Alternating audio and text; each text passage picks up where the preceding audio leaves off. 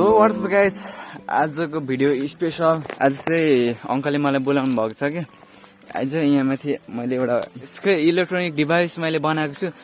अरूले यस्तो बनाएको छैन, अलिक डिफ्रेन्ट खालको छ भन्नुभएको छ होइन। त्यो भएर आज चाहिँ खतरा हेर्नुको लागि हिँडेको। हेरौँ के कस्तो इलेक्ट्रोनिक डिभाइस बनाउनु भएको रहेछ। सो यहाँ मेरो भाइ पनि छ। सो बाटोमा दिपलक भाइले पनि भेट्यो होइन। अब दिपलक भाइ पनि जाँदैछ हामीसँग। ल ललिपप भाइ, ह्यान्डसम भाइ उयो है। सो रास्ता ये हमारा। आमामा केटाहरू स्कुल हिँडेको नाम नाम नाम खोइ त नि। सौगात के छ? By by by guides. अरू बेला पनि मलाई अङ्कलले यस्तो इन्भेन्सन हुँदा चाहिँ मलाई बोलाइराख्नुहुन्छ के। तर आज चाहिँ मैले भिडियो लिएर हिँड्दैछु। त्यही हो, अरू डिफ्रेन्ट त केही छैन, सेमै हो। दिपलक भाइको नि च्यानल छ यार स्पेसल। के हो भन्दै हुनु त? ल मेरो च्यानल छ होइन, न्यू च्यानल हो, सब्सक्राइब गरिदिनु होला। दिपलक चामलिङ भनेर सर्च गर्न सक्नुहुन्छ तपाईँले होइन। एकदम सँगले ओहो देखु कता हिँड्नु भएको? नमस्ते। ल कता हिँड्नु भएको स्पेसल? तदा याङमा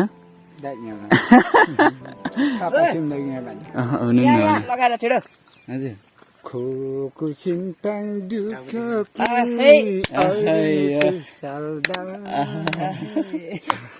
अब एउटा गीत गाइदिन्छ। स्टार्ट पक्कै पाउनु स्टार्ट भयो। स्टार्ट नगर न। ए ल अरुण तरेर ल ठिक छ ल खतरा। अरुण तरेर नाना तबर तरेर तरेर नाना तबर तरेर आयो हामी जिन्दगीको बाजी जितेर।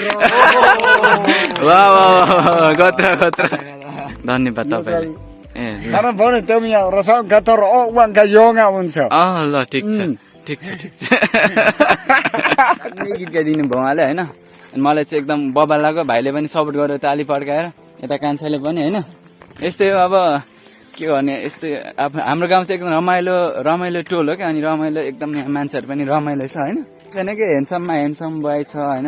रमाइलोमा रमाइलो।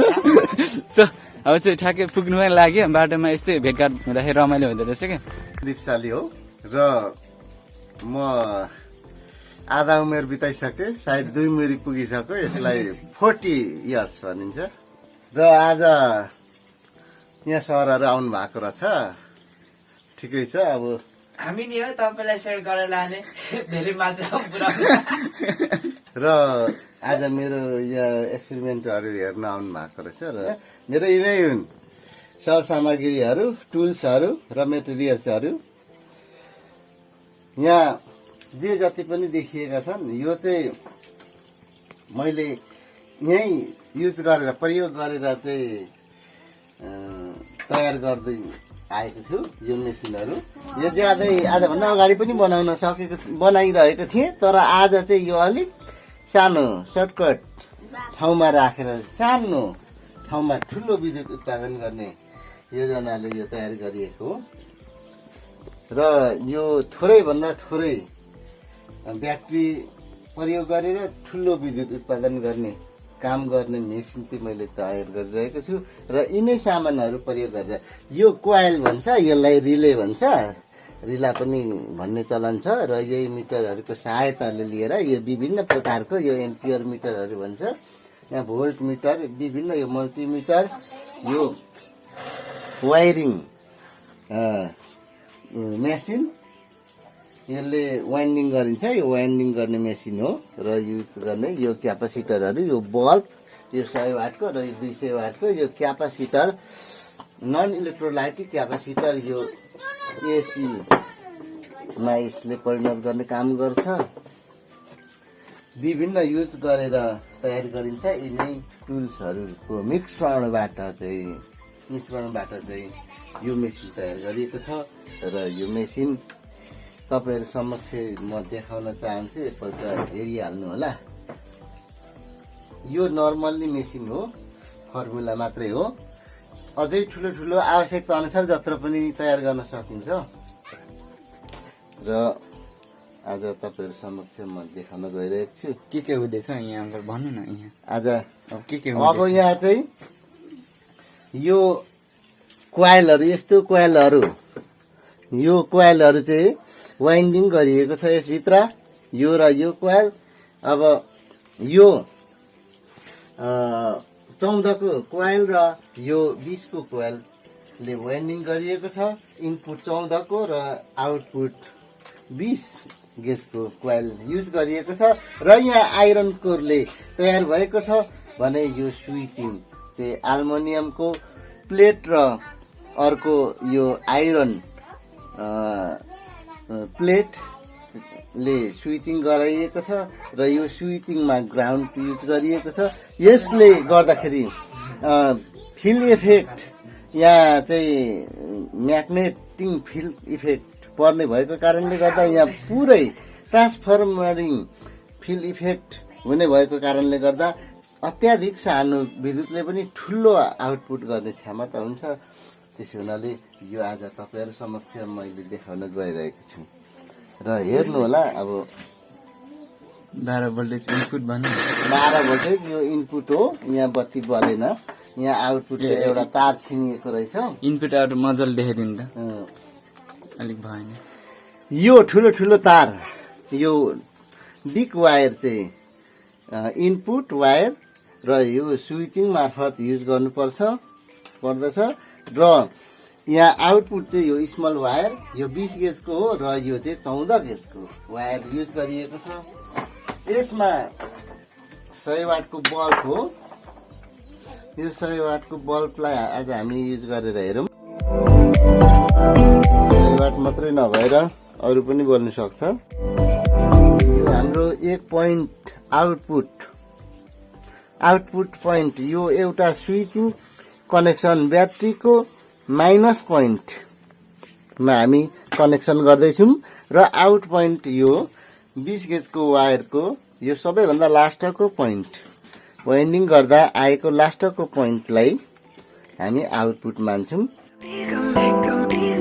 हाम्रो करेन्ट सबै उत्पादन भए जति प्रयोग गर्न सकिन्छ, जति आउटपुट हुन्छ त्यति नै हामी यहाँ खपत गर्न सक्छौँ। र यो क्यापासिटरको कारणले मुख्य फिल्ड इफेक्ट यसले चाहिँ चुम्बक बनाउने काम गर्दछ, म्याग्नेट फिल्ड गर्ने काम गर्छ। र यो हामीले यो 30 MFD को युज गर्न सक्छौँ। 440 भोल्टेज 30 MFD। अन्य आवश्यक परेको खण्डमा योभन्दा धेरै पनि युज गर्न सकिन्छ र थोरै पनि गर्न सकिन्छ। र हेर्नु होला, यो बत्ती बालेर हेरौँ।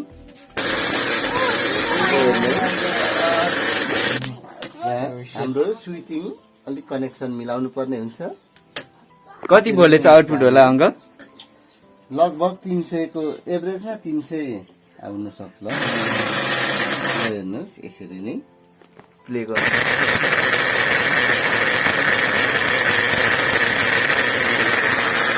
युज गर्न सकिन्छ र यो 200 भोल्टेजको पनि गर्न सकिन्छ। यत्रो सानो ब्याट्री भएर हामी यो सानो 12 भोल्टेज 7 एम्पियरको ब्याट्री भएर चलाउँदैछौँ।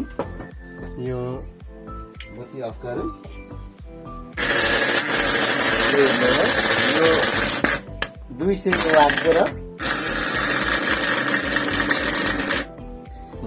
यो अनि अङ्कल हाम्रो जस्तै अब हामी जस्तो अब कति नर्मल युजरहरू हुन्छ, यस्तो बारेमा त्यति धेरै नलेज हुँदैन होइन। यो चाहिँ हामी यस्तो चलाउँदाखेरि कतिको खतरा हुन जान्छ कि कस्तो हुन्छ यसको? हामीलाई खतरा हुँदैन चलाउने मान्छेले? त्यत्रो खतरा त हुँदैन, तैपनि सेफली चाहिँ हुनुपर्छ। विद्युत हो, विद्युत उत्पादन हुने भएको कारणले गर्दा आफ्नो सेफ्टी चाहिँ अपनाउनै जरुरी छ। यो स्पेसल युज चाहिँ केमा हुन्छ? स्पेसल युज चाहिँ भनेको विशेष गरेर अहिले त माछा मार्नेमा युज गरिन्छ, फिस किल पनि भन्छ र अरू बत्ती बाल्नको लागि पनि युज गरिन्छ। म चाहिँ विशेष गरेर यहाँ चाहिँ बत्ती बाल्नेहरू यस्तै भनेर भन्छु, तर पनि माछा मार्नेहरूले विशेष लान्छ अरे सुनेको छु। हामी जस्तो अब नर्मलको लागि त नि अब लाइटिङ यस्तोको लागि त नि लाइन विद्युतहरू आइरहेछ होइन। स्पेसल युज चाहिँ यसको फिसकिलको लागि नै बढी प्रयोग गर्छ अरे भन्छ। तपाईँ अर्डर आएर बनाउनु भएको कि आफै? यो यसपालि अर्डर के हो? अर्डर के? यसको डिजाइन यस्तै हो कि अझै के बाँकी छ अपडेटको लागि?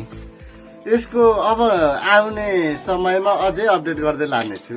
ओहो खतरा र हुने। राम्रो ठुलो र हेर्दा लायक पनि हुनेछ र अझै धेरै राम्रो काम गर्ने।